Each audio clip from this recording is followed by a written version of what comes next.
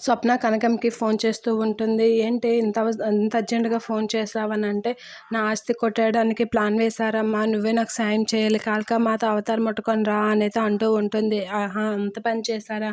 వాళ్ళ అంతు చూస్తాను అని కనకం అంటూ ఉంటుంది. సరే నువ్వు రా అని మళ్ళీ కనకంకైతే స్వప్న ఫోన్ చేస్తూ ఉంటుంది. అమ్మ ఎక్కడున్నావే రా అనైతే ఫోన్ చేస్తూ ఉంటుంది. ఇక స్వప్న అయితే కనకం అయితే సేటు అంతరే ఉన్నానే అంటే చూడు అంటే ఇక్కడే ఉన్నానమ్మా నేను కూడా అంటే వెనక్కి తిరిగి చూడే అని అంటూ ఉంటుంది. చూడగానే స్వప్న ఒక్కసారిగా షాక్ అవుతూ ఉంటుంది.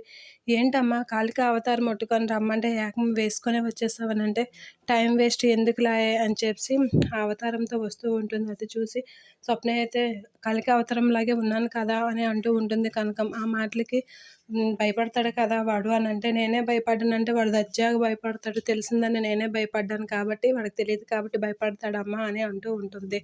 ఆ మాటలకి సరే సరే వెళ్ళు అని అంటూ ఉంటుంది. నిజం తెలుసుకో ఈరోజు నిజం తెలియాలి. వాళ్ళ అంతు చూడాలి నేను అని అంటూ ఉంటుంది స్వప్న. ఇక కనకం అయితే సేటు మెడ మీద త్రిశూలం పెట్టి ఏంట్రా నువ్వేం చేసావు? ఏ పాపం చేసావని అంటూ ఉంటుంది. ఏంటి కాళికామాత ఇలా వచ్చేసావు? తెల్లవారేసరికి నిన్నే నేను ఎప్పుడు ప్రార్థిస్తాను. ప్రతి తెల్లవారి నిన్నే ప్రార్థిస్తాను. అలాంటిది నా మీద ఎందుకమ్మా నీకింత ఆగ్రహం అని అడుగుతూ ఉంటాడు. ఆ మాటలకి నువ్వు నీచుడా, నికృష్టుడా, ఎన్ని పాపాలు చేసావురా? నేను నిన్ను కలవడానికి రావాల్సి వచ్చింది. ఎంత ఇది చేసావురా అని అంటూ ఉంటుంది. ఏ భాషలో అమ్మ నన్ను తిడుతున్నావంటే నా భాషలో తిడుతున్నానురా అని చెప్పి అంటూ ఉంటుంది. నేనేం చేశానమ్మా అని అంటూ ఉంటాడు అతను.